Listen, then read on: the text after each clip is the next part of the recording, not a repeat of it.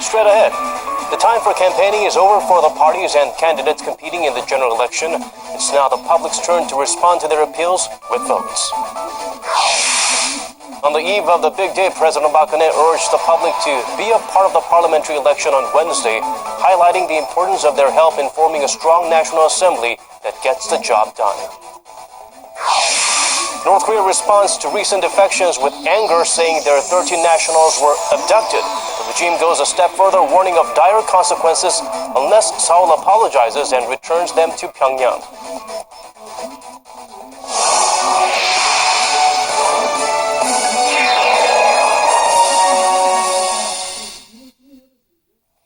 Hello, it's very good to have you with us at this hour. I'm Daniel Che. It's finally time for Korean citizens to play their part in building up democracy. Voting for the 2016 general election begins at more than 13,800 polling stations nationwide at 6 a.m. Korea time. Eligible voters have until 6 p.m. to cast their ballots. The National Election Commission forecasts the results could start coming in from as early as 10 p.m. in major districts and from midnight in closely contested areas. 300 National Assembly lawmakers will be elected based on a parallel voting system made up of 253 district representatives and 47 proportional representatives. Staying with the fateful election that will determine who will be filling the seats at the 300 seats at the National Assembly, voter turnout is expected to be a game changer, especially in the most hotly contested regions.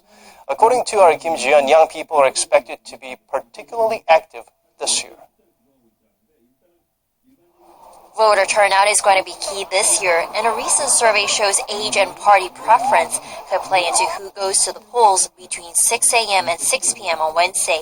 A survey of 2,536 eligible voters conducted earlier this month by local pollster Realmeter showed that 30-somethings are more likely to vote than any other age group, followed by 20-somethings.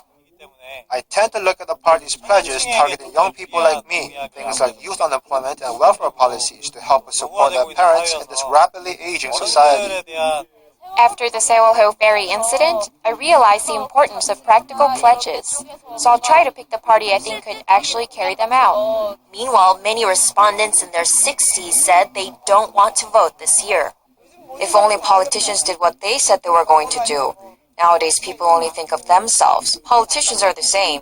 Only individualism has grown.